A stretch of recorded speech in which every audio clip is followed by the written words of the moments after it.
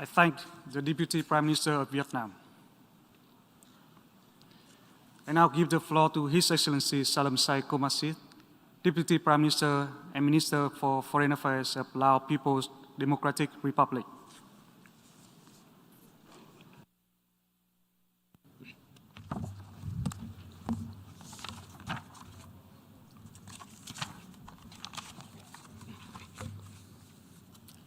Mr. President, Excellencies, ladies and gentlemen,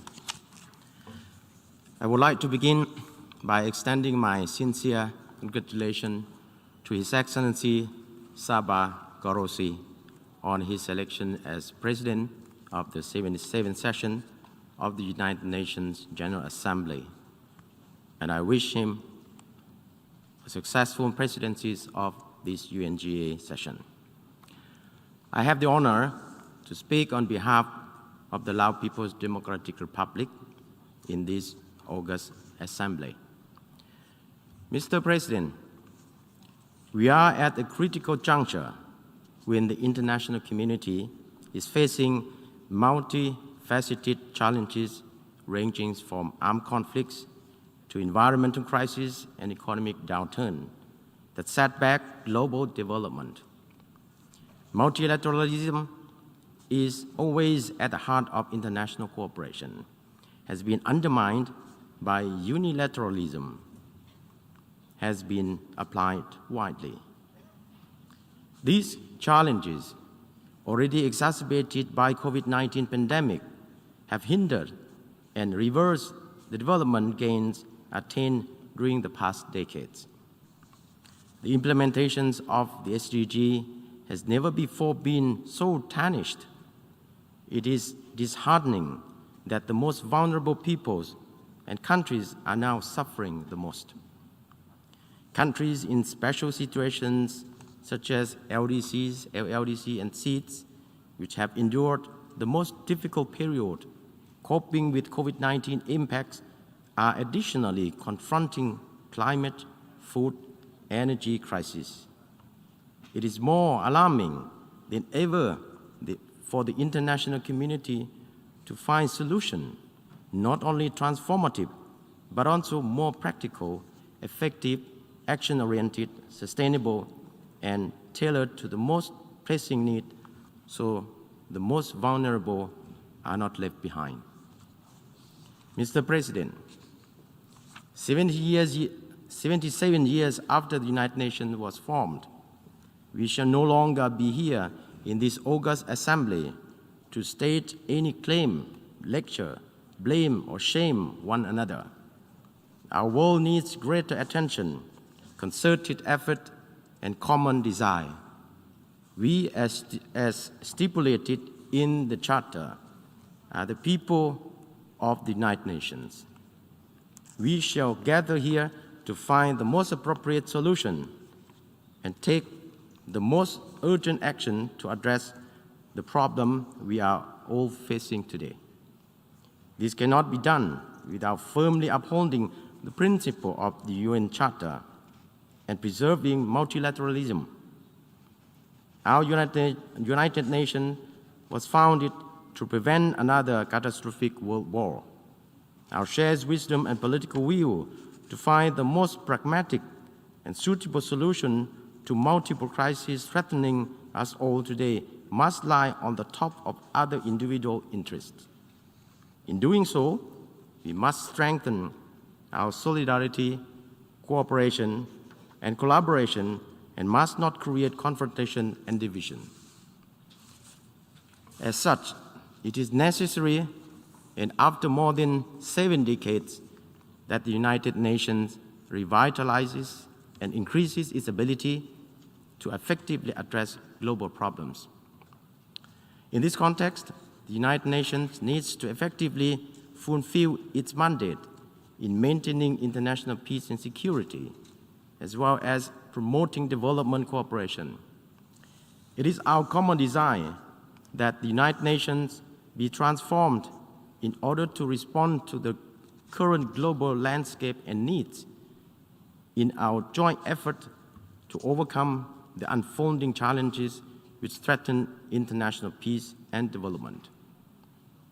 The international community must find peaceful and lasting resolution to any conflict and disputes around the world, including the Middle East problem.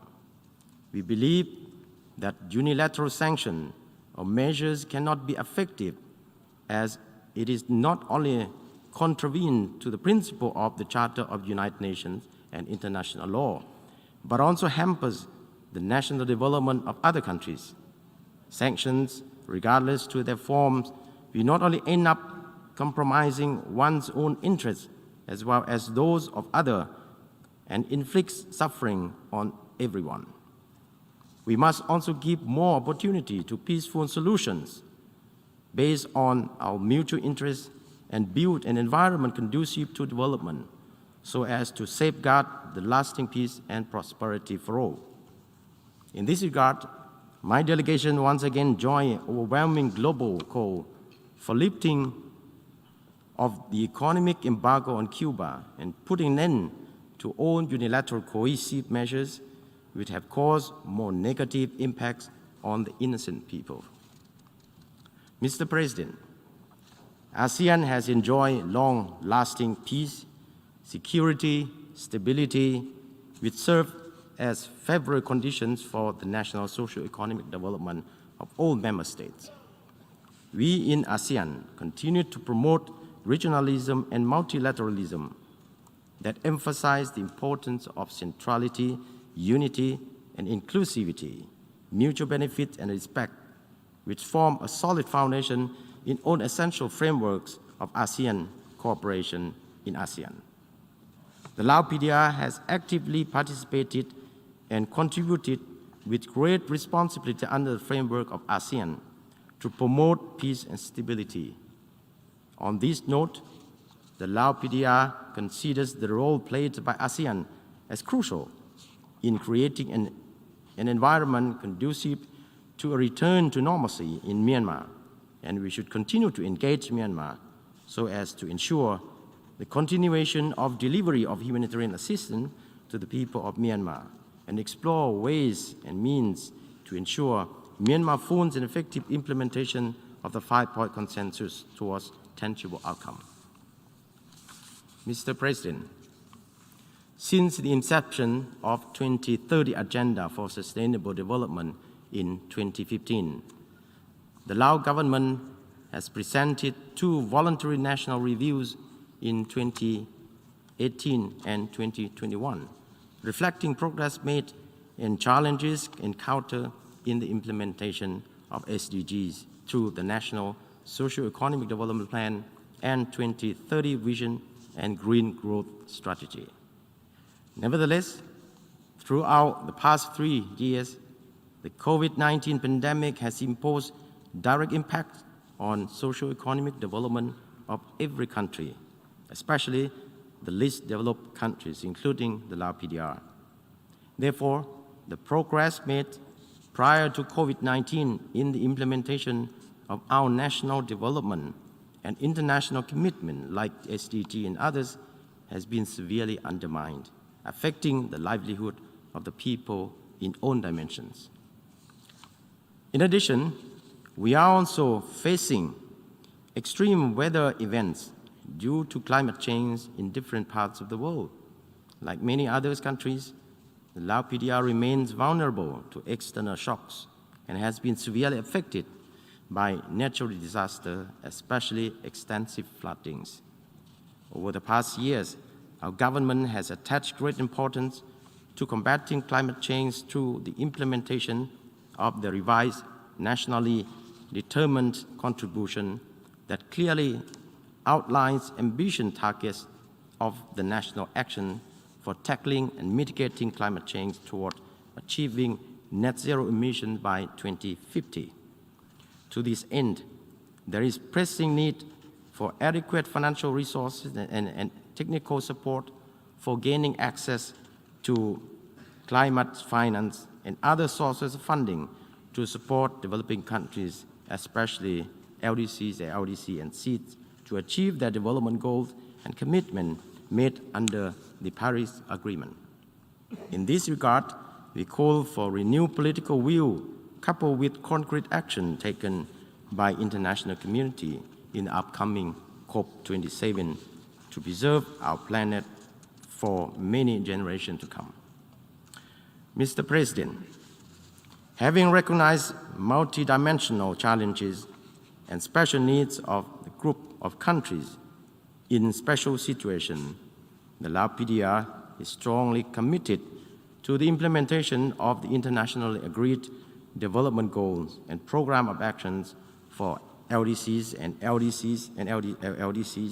and other UN development cooperation frameworks. The Lao PDR remains hopeful and firmly believes that multilateralism, with United Nations as the lead institution, the multiple crises and challenges in the international community is facing can be appropriately addressed. We are strongly committed to supporting conflict resolution through peaceful means, guided by the UN Charter and other relevant international laws.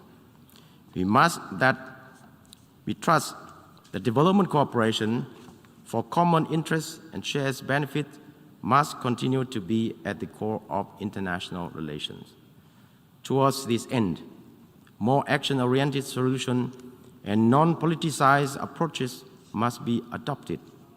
It is our hope that this UNGA 77 will offer opportunities to enhance our solidarity and revive sustainable development path in order for us to ensure transformative solutions for better livelihoods of our people and planet. I would like to end my statement by expressing on behalf of the Lao government and people my sincere appreciation to all member states for the kind support for our membership of the ECOSOC for the period 2023-2025. We stand ready to humbly serve and make meaningful contribution to the work of ECOSOC, and we pledge to discharge our duties in advancing partnership towards a more resilient and sustainable world. I thank you, Mr. President. Agradezco al viceprimer ministro y ministro de Relaciones Exteriores de la República Democrática Popular Lao. Doy